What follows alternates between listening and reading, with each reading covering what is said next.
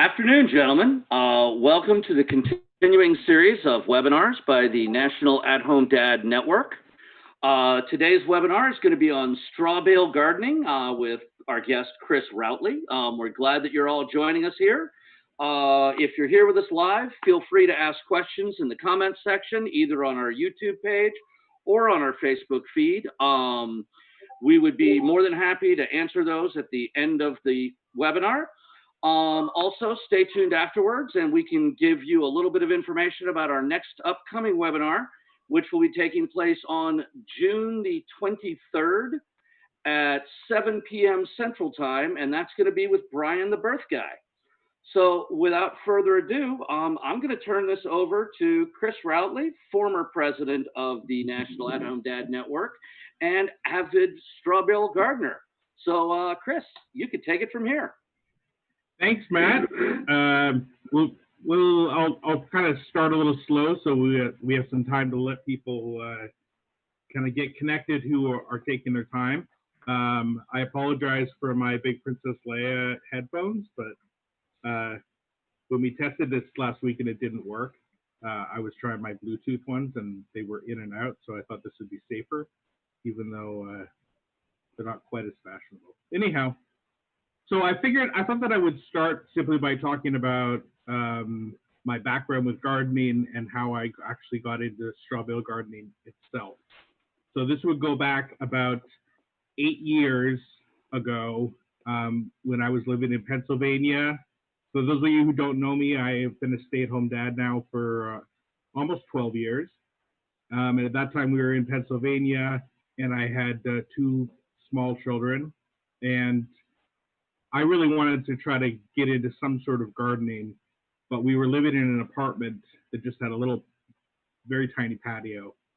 And we as a family were lucky enough to get involved with a local community garden where we had probably 250 square feet of space for about, $50 we paid for the entire year. And it was gorgeous. It was beautiful soil. We had lots of space. We had a lot of expertise from the other gardeners there. And I found that not only did I love gardening, but it was actually a really great parenting tool, something I could do with my kids. And in trying to teach them, get them eating more foods, I found that if they helped me grow it in the garden, they actually ate it better. And so it was a really great thing to do as a family, where, as a stay-at-home dad, I go to the community garden once or twice a week with my boys, and then sometimes on the weekends we all go as a family. Big harvest. It was great. But then we moved all the way to the West Coast, to Portland, Oregon. And as we looked for a place to live, one of the things that I wanted to do was find a place that had some gardening space. So I started the process of figuring out, once we were in our house, where I'm going to set up my garden, what I want. And what I discovered very quickly was that building and especially filling a raised bed garden is really expensive. If you've ever done this before, it could be a bit of a sticker shock. And it really took me back, because I was looking for a way for us to save money as a family by growing our own vegetables. And it already was going to be almost cost prohibitive just to build myself a raised bed. So I did a little bit of research and stumbled upon this idea called straw bale gardening. And I'd actually heard about it a little bit before, but decided to look more into it. And the reason I fell in love with this process is because it was exactly what I was looking for. And so that was somebody who was trying to get into gardening, but didn't have the money to just like build a big raised bed. I didn't have the soil to just start planting in my own yard. And straw bale gardening kind of like covered a lot of those things. In addition, like there are a bunch of different advantages I can talk about, but as I learned about it, I discovered it also, it's higher up, and so you don't have to be down on your knees a lot. There's less weeding, all sorts of great things about it. So the first thing that I needed to do, though, was to find some straw. And if you're interested in doing this, that's probably going to have to be the first thing that you try to do. And I'll tell you that my success in finding straw every year has been through Craigslist. For the first several years, I had my straw delivered by the same guy, this really old, literally one-legged farmer who would deliver the straw right to my house. And it was really cheap. I could get a bale of straw for $6 or $7, including delivery. Well, it's up to 6 or 7 now. I guess when it started, it was like $4 each. So it was just a really cheap entry. So if it's just something that you're interested in, when you think about it, look it up on Craigslist. And I say Craigslist simply because you probably have like a feed store nearby you or a farming supply store where you can also buy straw bales, but they're probably going to be at least twice as much as you can find from a local farmer who probably has more straw than they know what to do with, and we'll sell it to you, and we'll probably even deliver it to you if you don't have a truck, something like that. So the very first question that people have when I start talking about straw bale gardening is that they will tend to use the word hay instead of straw or wonder what's the difference. And so that's what I want to get to first. And I'm going to explain it. This is something that I didn't understand really either. I mean, I'm a city boy all of my life. So for those of you who grew up in the country, this might be very basic, something that you expect everybody knows. But as it turns out, most people don't really know what the difference is between hay and straw. And when I talk about this straw bale gardening technique, it's hay will work for it, but they are actually fundamentally different things. Let me see if I can get this screen sharing thing to work. So the difference between straw and hay, is that working? All right. Is basically straw is animal bedding, hay is animal food. And the reason for that is because straw is kind of the remnants that have been left over after they've harvested seeds, whereas hay tends to be green, it tends to be full of seeds, and animals eat it because it's full of nutrition, whereas the straw is basically hollow tubes left over.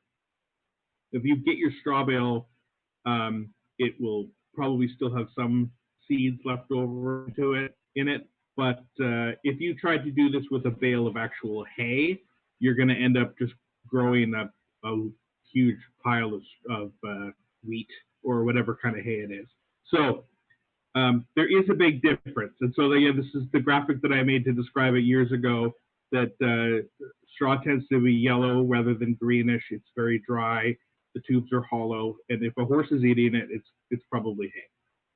So, all right. So that's the first thing, is that you want to look for straw. There are a couple different kinds of straw. Usually 2-string bales and 4-string bales. These things vary by region and what kind of straw it is. But typically, I've gotten 2-string bales. But you can definitely do it with 4-string bales, or 3-string bales. You just got to remember that they will be a little bit bigger. And so here's a typical 2-string bale that's about 3 feet long. A 3-string bale tends to be much longer and larger. So if you're thinking about doing this, think about the space that you have, and you could do this with a single bale. If this is something that you just think might be fun to experiment with, you can get yourself a single bale, and you can see from the size of that, it's not going to give you a huge garden, but for a little bit of experimenting with a green thumb, growing a couple of plants, a single bale is actually a really fun little thing to do. And because of the way this works, like, you don't have to have a yard even to put it on. You could put it in your driveway or on your patio. It works really well. And you could plant just about anything in a straw bale. As you can see from this, the main thing that you probably don't want to be planting is something like corn, just because they take up so much room that you'd only fit a couple of stalks in it. But if you kind of use some of the same principles of like a square foot gardening, you can fit a lot into straw bales. You can mix a lot of different things together. If you do some research on companion planting, there's kind of no limit to what you can do. I would say my favorite thing is tomatoes, but really there's a lot that you can do. So if you get yourself some bales, probably the next step that you are going to have to figure out before you really get started is laying them out. I prefer rows, like you see in this picture right here, or if I go to my next one, a setup like this, where I get a row of bales and build a trellis system using some, they call them the T-posts, and some wire to trellis up my tomatoes or cucumbers or beans or whatever I'm going to be doing. And and in the base you can plant whatever you want, including out of the sides. You can especially herbs growing out of the sides of the bales works really, really well. So before you, let me turn off my screen share here. Once you've got yourself some straw bales and you are ready to get going, you have to do a period that's called conditioning. And thankfully, this doesn't actually take that long. And so if this is something, like if you're concerned that it's too late in the season right now to try this, it's not, particularly if you get your bales soon. Considering it's just the beginning of June now. There's certainly a lot of spring crops that it'd be too late for you to do. But once you have your bales conditioned and ready to plant, you can start getting stuff in. And so a lot of the really summer vegetables like tomatoes and peppers, and particularly stuff that you're planting more for a fall crop, you still got lots of time. So don't worry that this is something that it's too late to get started on.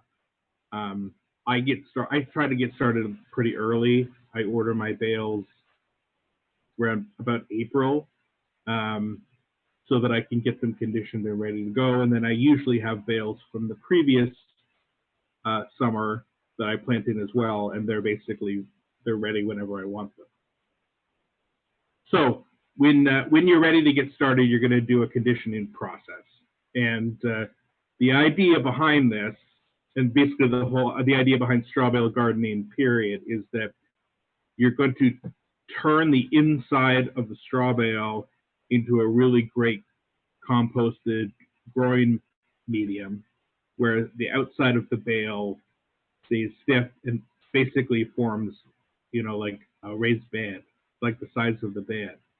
And what this allows you to do is to have a place to garden that's raised up, that's very rich in nutrients, that's broken down, that you control what's in it. You can add whatever kind of supplements that you want to keep the pH level the way you'd like, depending on what you're growing. But you don't have to build a bed.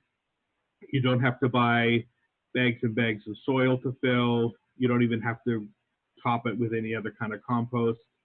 All that you need to get started is a straw bale, some fertilizer, a high nitrogen fertilizer, and water. And talk really quickly to just explain what high nitrogen fertilizer looks like. If you look on especially lawn fertilizer or any other kind of fertilizer, will have these three numbers that you see circled here that signify the nitrogen levels, the phosphate levels, and the potash levels. So in order to get started, you want to get a bag of a fertilizer that has a really high in nitrogen, and then just lower in the other two. And you are going to do a cycle. I can get a link posted through this, but if you look up routely.com straw bale gardening, you can find where I've written about this process called conditioning. where you basically start by soaking your bale and getting it really wet. And then the next day, sprinkle a half cup of this fertilizer on top and soak it in really good. This is a great way to like include your kids in this process, because I know with my kids, they really liked helping, but I didn't want them to. Oh, I did. Look at that. I already have the conditioning schedule. They really liked soaking the bales. And this is my son Tucker when he was little, helping me, because there really was no way for them to mess it up. Like when the only job that they had to do is get the bale soaking wet, I could just let them go with the hose, and it really got them involved and excited about what we were doing. And so, following this schedule, you'd add your fertilizer and soak them really good, and then the next day, just soak them down. Then the next day, another half a cup, and you really want to wash it down into the bale as much as you can. And just follow this schedule for, I guess, 6 days. Then you cut back the fertilizer amount to quarter cup each day, watered in. And on the 10th day, you add a cup of a more balanced fertilizer. Like we looked at those 3 numbers. You just want to find something that has a balance between nitrogen, nitrogen, phosphate, and potash. Something like the garden fertilizer in the picture on the left. Just added a cup to each of them. That's just going to help balance the levels in that bale and wash it in really well. And then just kind of just leave it. And over the course of these 12 days it takes to get a bale ready, you will definitely notice changes in the bale. They will warm up quite a bit. If you have a temperature gauge for checking soil temperatures, they can get actually quite warm inside. And you will start to see signs of the bales breaking down. One way to hasten this, particularly if it's still kind of cool out, is I like to wrap my bales up with plastic sheeting that creates like a greenhouse effect inside and keep them even warmer. And so the bales break down inside, and you'll see them start to darken like this. You'll also start to see things like you'll come out to check them in the morning, and there will be tiny mushrooms starting to grow. Or you'll start seeing grass sprouting. No straw bale is going to be completely free of seeds, and so you can expect that you will see them start to sprout grass. That is a good sign that your bales are breaking down and becoming a great growing medium to plant in. So when you finish your 12-day process and things start to break down, they'll be getting very dark, and you'll be able to get ready to start planting. These are basically the only tools that you really need to get started actually planting. One of the great things about this is like you're not tilling a garden. You don't. So I've done most of my straw bale garden over the years using only a spade, but fairly recently got one of these garden knives. If you've ever seen them before, I don't know what my camera is. And the great thing about these is that they are a lot sharper. And what I actually will do is when I'm ready to start planting it, I'll just stab it in, twist it around, and give myself a really good opening to get started planting in. And other than these, like I can show you I have all my tools right here that I use when I'm gardening. I've got my gloves because straw can still have kind of slivers and things. I've got my garden knife, and now that I have plants going, I have a couple pairs of shears for larger things and a little more delicate stuff. And I use some of this. This is like for tying things up. I really like this stuff. It's just almost like a Velcro. So it's really gentle on the plants as I'm trellising them up. Supports. that it's really easy to pull on and off, and it lasts through the weather. But otherwise, you don't really need a whole lot of equipment. So that's one of the other great things that I like about this. So get back to that. I also typically will go and get myself a bag of a good kind of garden soil to use when I am actually planting starts or seeds into the bale. So now that you've conditioned your bales, gotten them all ready to go, you have basically two different ways that you can plant in them. One is just directly planting starts right into the bale. And again, you'd use a spade or that garden knife to basically just make an opening. And you can feel it inside. You'll feel how moist it is. You'll feel how warm it is, and break it all up. And what I would usually do is put a little bit of potting soil into that hole, put down my start a little more, and close the straw up around it. And let me have a picture of that. Yeah, just like this. So then I would plant a tomato right into the bale. And this has been the most successful method for me of planting is with starts. One of the other things that you can do is plant seeds. And what you would do is basically lay down some potting soil on top of the, okay, and here's also something planted in the side. Again, this would be oregano in the side of the bale. So again, one of the other great things about this is think three-dimensionally. You can grow stuff out. You can grow stuff out of the top. You've got a lot more square footage of planting space than just the size of the top of the bale. So this would be a seed coming up where I have laid like an inch of potting soil just on the top of the bale and planted my seeds according to whatever directions, how deep you want them. It works great. Like I said, I prefer doing things from starts.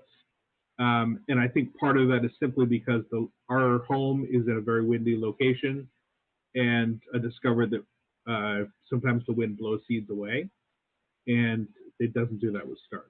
But you can absolutely do this. And in fact, there's certain things, especially long-term, like onions, that planting them from seed can work better than planting from a start. This would be just kind of an example of how we set up, especially early on, where we've got some things here that came up from seeds, some things that were planted from starts, a wide variety. We've got kale and onions and carrots. I believe actually these two bales were my kids' bales, so they were in charge of watering these and planting these and taking care of them. And you can get creative with whatever kind of trellis system that you want. You can see how I just staked a couple of wooden stakes around it and tied some string. And what that allowed me to do is, if I needed to cover with plastic sheeting to create a little greenhouse, if the weather was going to get a little cool, I could do that. And then as the summer went on, you didn't need that anymore. But early on, it really helped. Here's just an example of like my tomato trellises. This would be later on in the summer. If you're a tomato grower, you know anything about growing tomatoes, I'm a big fan of pretty heavy, what they call suckering of tomatoes, to really grow them, bind them straight up onto those trellises, and you can kind of see the results. These things work really well. I like to plant marigolds at the base around the tomatoes because they are a great companion with tomatoes. But you can kind of see how that works. I also, you can see in this picture, the solar hoses along the top. Straw bales are really good for holding water, but you do need to water them frequently because otherwise the outsides will dry out. And so I've set up soaker hoses that I would use on a timer. You can kind of get as fancy as you want with your watering system. But this is the basic system, and I might take my computer outside and show you guys around the garden later. But this is kind of how it looks every year with my tomatoes, depending on how good I am at trellising them back. You can also do things like this, where I had just a bunch of bales jammed together, and I built a frame around them so that as they broke down the next year, you could basically cut the strings and let it all fall apart. And this particular picture right here, I planted a lot of potatoes in there, and this worked really well because when you cut the strings and pull those bales apart, you can harvest the potatoes, and it's a lot easier to get at them than you would be digging through mounds and mounds of soil, because at this point it's not really soil, it's a very loose compost. If you've ever planted potatoes, what I did discover after this is we still, in this garden bed, find potatoes, even though we haven't planted there in a while, because they don't really go away. So this is this picture right here probably represents the main reason that I have done this and enjoyed it so much, is getting my kids involved. That they've learned a lot about growing stuff and eating things and being excited anytime that I could feed them something and say, this is from our garden. That goes over well.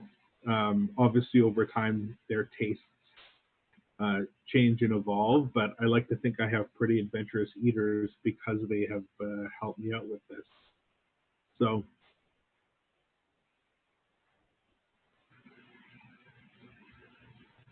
that is straw bale gardening.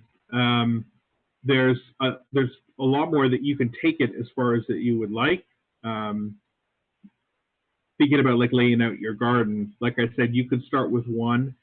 My first time that I got some bales, I believe that I ordered 10 bales, and I got them set up and started the conditioning process, and was so excited about what was going to happen, I ordered another 10. And I've kept doing it every year because those bales that you grow in this summer, in the fall, they will have slumped and started to fall apart, and you can, at that point, build a raised bed around it if you want to contain it. Like I said, I've done that throughout my garden. But you can reuse those bales, and depending on the specific climate you're in, you could use the same bales 2 years in a row without doing anything. They'll just look grayer and slumpier, but frankly, things will grow even better in them the second year. And if you're in a position where you have can then build a raised bed, you can fill them up with these old bales as you go, instead of having to go and buy hundreds of dollars worth of soil. Anyhow, it's worked really well. Yeah, so that's straw bale gardening. And what I'd love to know now is if there's any questions that have come in. Otherwise, I can maybe take you guys outside and show you around.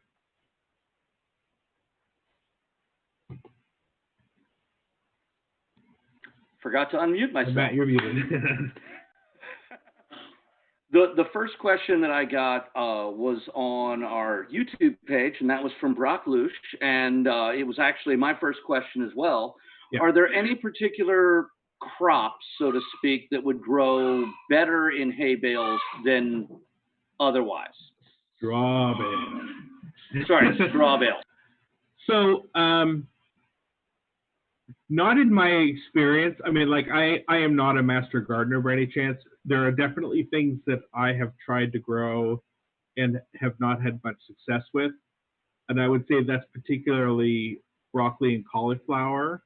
I've always had it's always grown, but usually bolted before I can use them. And that's really frustrating. But, and like I said, like you wouldn't want to do corn, like corn stalks that root base would take up so much room. You don't want to use a whole bale just to do 2 stalks of corn. I have a ton of success with tomatoes, zucchini, herbs. What do we grow a lot of? It does really well.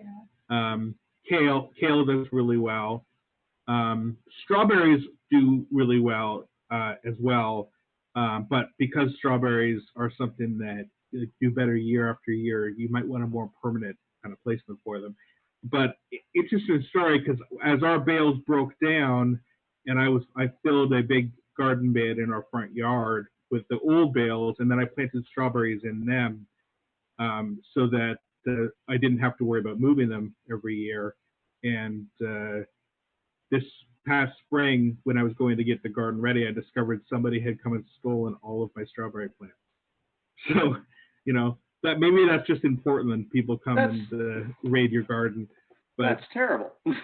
yeah. we have a garden at our house, but excuse me, they're mostly not necessarily raised beds, but like raised rows of soil. And we tend to have our garden raided, but it's usually by rabbits and deer. Yeah. No, mine's by just Portlanders. Somebody stole our strawberries, and somebody stole our chives. We had a whole clump of chives that somebody came and took the whole thing out, and that's awful. That's what happens when you do urban gardening.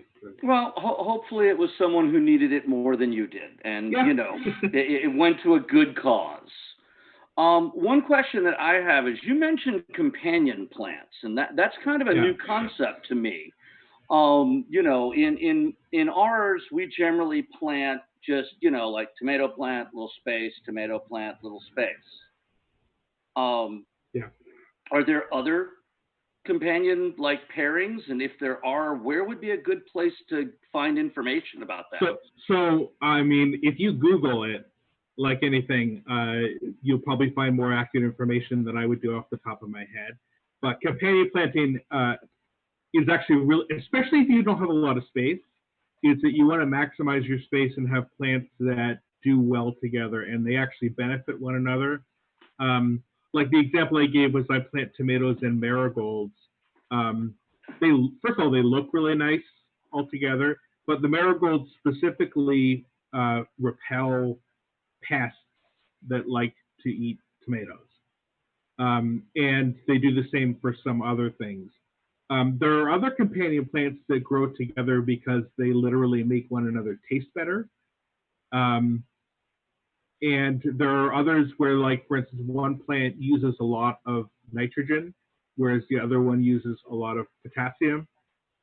And they help balance the soil that way so that everything flourishes.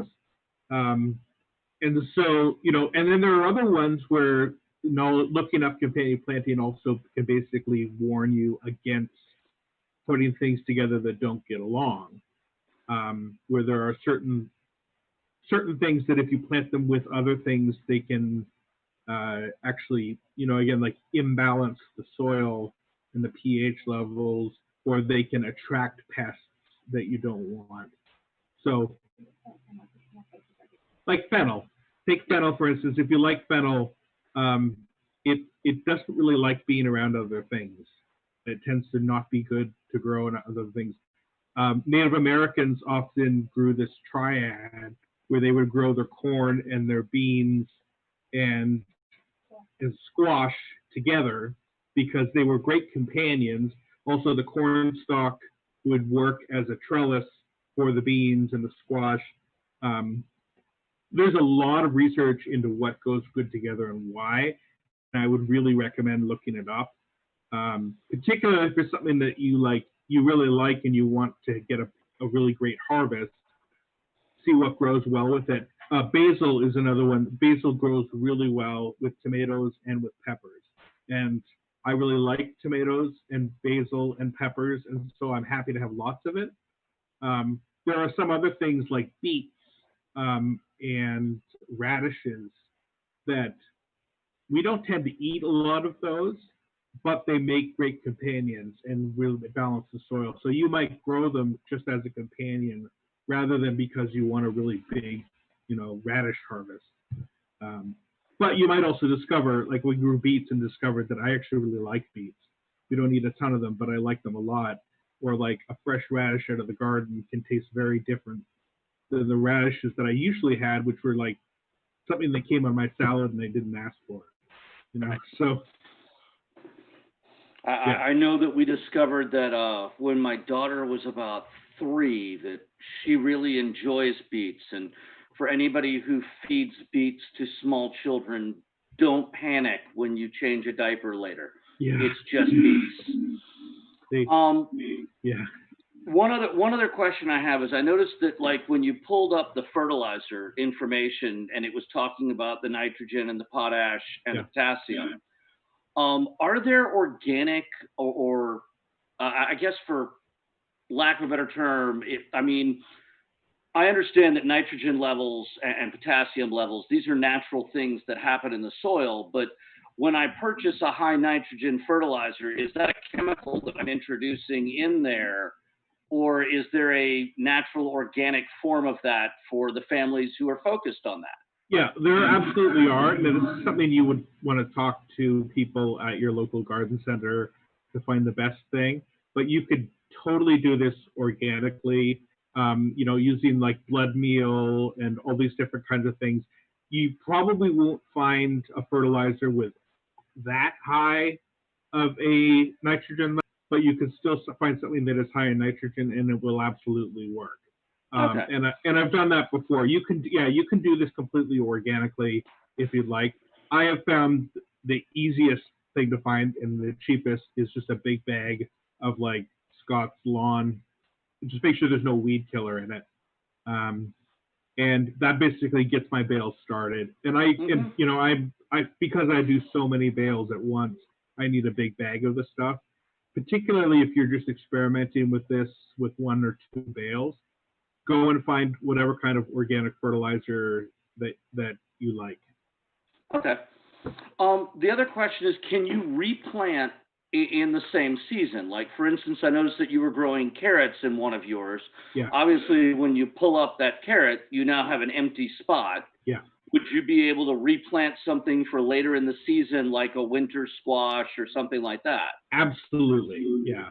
In fact, if you're familiar with like the idea of monocultures and avoiding monocultures, that could be really good for your garden. Is not to grow only one thing in one place. And if, you know, planting a fall crop or planting something to overwinter, like we really like, in theory, sometimes we get busy and it doesn't happen as much, really like to overwinter garlic. So maybe like after I have done a lot of my harvesting in the fall of certain things, I'll plant a bunch of garlic and just let it go over the winter. And in the spring, they will sprout up and we'll end up with a whole bunch of garlic that then once it's ready and I pulled it all out, I have an empty bed ready for something else to go into. So yeah, absolutely. And what I can do when I go outside, I can try to show some of the different stages that the straw bales go in, because I have, you know, one part of my yard, I have the new bales that are now a couple of months old and things are going in, but I can also show you last year's bales and I can show you soil that was created just from old broken down bales that we have other stuff planted in. Oh, yeah, that sounds absolutely fantastic because currently I'm not seeing any other questions coming out from the crowd. All right, well then let's try going for a walk then. I'm gonna see if all right, that sounds wonderful. I'm gonna see if I can walk with this and not show off my dirty house. Come on, most of us are stay-at-home dads. I'm sure all of us have some stuff in our house that isn't up to complete spotlessness. So you know what? I'm gonna start out front because no, that's okay. I'm gonna start out front because this is where the newest bales are in our garden. Excuse me while I get burned up by the bright light. I might have my wife hold this for me so I can show. I guess I need to turn around this way anyways. Yep. So this, you want to hold that? Yep. So this is this year's garden. You can scan around. I don't know how well you guys can see. My son and I built this trellis system. Here, let me show you these bales right here. Here, just back up.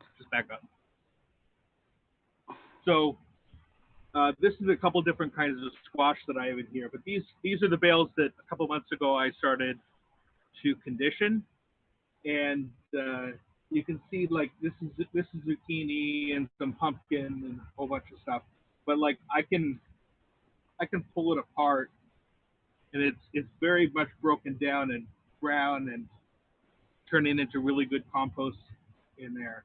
And anytime I want to plant anything, I just need to basically split something open. You can see it it's very easy to work with once it's broken down quite a lot. So I've got a lot of squash right here. I've got some cucumbers and some beans coming up.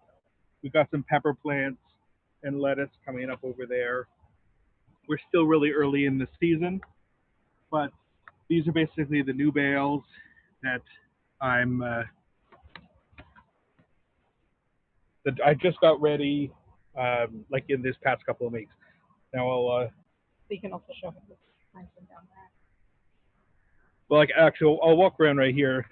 We got a lot of weeds and stuff that we're trying to get rid of, but so you can see like from the front, I've got a lot of flowers growing in front of them to kind of attract a lot of bees and this kind of thing. So now I'm going to walk around to the back. Can you still hear me? I should probably make sure that. Okay. Yeah, you're coming through loud and clear, man. But Not a problem. I want to make sure that we're not didn't like lose our connection. I'm just out here talking to myself. So those were the new bales. This is my tomatoes so far right now. So these are actually the bales from last year. So you got that. So these ones here, if I reach inside, this is what it's broken down into. So you can see like this is a really nice growing material inside. And now these still have their strings around them, but obviously they're very slumped down. But it's, you know, the dry straw on the outside basically acts like a mulch. So as moisture comes in, the dry straw protects that. And you can see my tomatoes are doing really well. I am an aggressive pruner with my tomatoes, and we've got this system here that they will vine up and keep and grow, and we will have quite a big harvest of tomatoes. And if you look, you can see the raised beds that I've built down here. Again, this is basically designed. I want to tilt it down a little. With these raised beds, that as these bales come apart, they will fill these with just really good soil, and I don't have to worry about straw all over my yard. Now, if we take a look over here, if you remember, I shared during the slideshow that picture of those bales full of potatoes. This is that bed now, and you see this soil right here. Like this is all straw bales from, you know, over the last couple of years that have just broken down into this soil. And we can add whatever amendments we want if we want. Right now we just have a really nice batch of cilantro coming up right here, and single onion, and our massive oregano back there that just won't die. But you I actually have about 4 oreganos that size in my yard in different areas. And then I'll just quickly show you right over here. This again is old straw bales that I built this frame out of bricks and dumped the old bales in here, and we are just having a carrot patch here right now. And you know, if building these kinds of things are easy, PVC pipe is kind of a miracle. But you know, so year after year, the bales that I bought in previous years, they keep on getting used, and they just keep on giving. So I think that's pretty much it back here.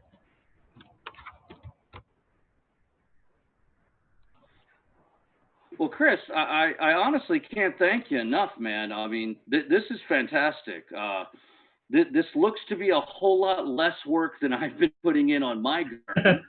So I'll be hitting, Craigslist or Facebook Marketplace or wherever I can look to see if I can't find somebody local who has some straw. Unfortunately, most of the farmers that I personally know, they make pigs because that's what I buy mostly. But they're using the straw for bedding, and I don't want it after they're done. Right. No, I mean it might be good compost, but you don't want to be planting in. Yeah. Yeah. So if we don't have any other questions, I'm looking. Okay, here we go. One more question that came in and said that most of their yard. This is from Quetzal Torres. He says that most of his yard is part sun at best. Are there some decorative or edible plants that would grow well with less light? Yeah, particularly herbs. I think things like spinach or lettuces tend to do pretty well. And honestly, there are some plants that, like even with tomatoes, sometimes you need to create shade for them because too much sun can like actually kind of stress them out. So I would encourage experimenting. You definitely want to figure out places where things are going to get, 6 hours or so of sunlight, particularly something that's really fruiting a lot.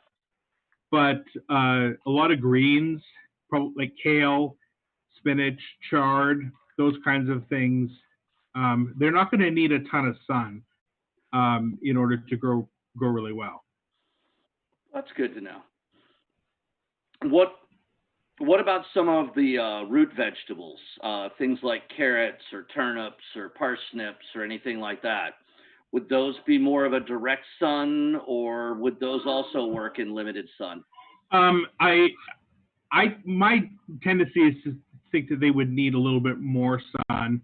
The biggest thing that's going to change and affect something, especially something like carrots, is probably less having a ton of direct sunlight and more the makeup of the growing medium that they're in.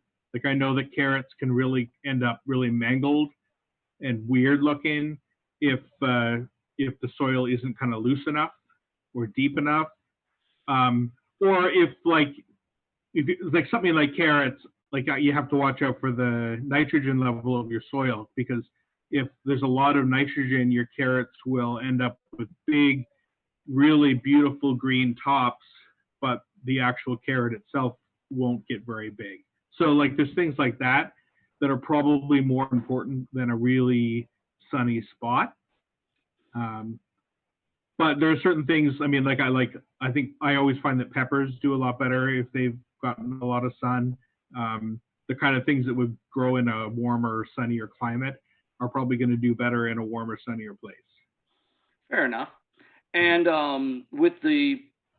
in particular, you had mentioned the garlic as one of your wintering overcrops. Yeah. One of the things that we do really well with in our gardening at home is we do really great with that first set of planting in the spring, when we turn around and we plant all of the tomatoes and peppers and strawberry plants and all that kind of fun stuff. Yeah. And then once that season is over, we always kind of drop the ball on that second round. Other than like the hard winter squashes, your acorns and your butternut squashes and that type of thing, what else do you recommend as one of those like late fall, early winter harvest type items? Or are they all pretty much like hard squash, pumpkin type things? Well, I mean, there are definitely, so there's things that you plant later for a fall harvest, or plant quite early for a fall harvest because it takes so long. But I've actually been doing more and more looking into stuff like garlic, like onions, kale, if it has actually, the plant has sat through a winter, in the spring when it really starts to grow, you actually end up with a sweeter leaf, with more flavor to it. So kale, onions, and garlic are all things that basically you can plant in the fall and just leave it until spring to overwinter. That you can plant them and maybe cover them up with a really good layer of mulch, so that they can just rest and take their time. And in the spring, they'll come up and do their thing, and you'll be ready to go. And I've actually always regretted when I had plans to overwinter some things and then never got to it.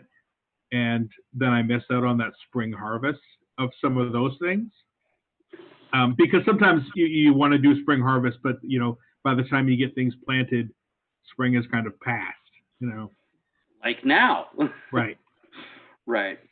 Well, I don't see any additional questions coming in right now. I'm sure, much like me, you have screaming children in the background. So. Oh, my children don't scream anymore. Yeah. See, mine are 3 and 6. I live. My life is screaming. Yeah. But I thank you guys. I thank you very much for your time. I thank everybody who took time out of their day to watch, and I hope all of you will look forward to. Hey, even if you just grab one straw bale and, maybe convince your kid that a tomato they grew is a little bit better.